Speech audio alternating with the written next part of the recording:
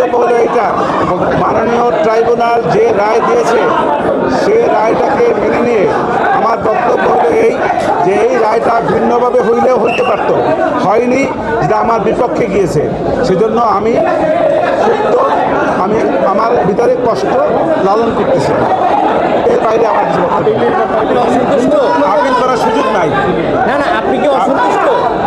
আমি তো কষ্ট পাচ্ছি, আর আমার পক্ষে এই মামলায় কোনো এপিল করার সুযোগ নাই যতক্ষণ পর্যন্ত না আমার ক্লায়েন্টরা এসে মাননীয় ট্রাইব্যুনালে সারেন্ডার করবেন অথবা তারা কোনোভাবে গ্রেপ্তার হবেন।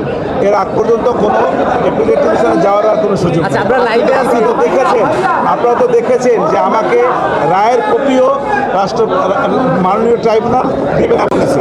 অতএব এই যে দেবে না সেটা আইনে নয়।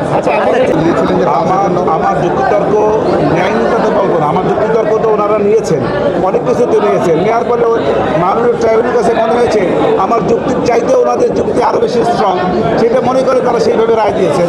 অথবা আমারটা ন্যায় নেই এটা আমি বলবো না।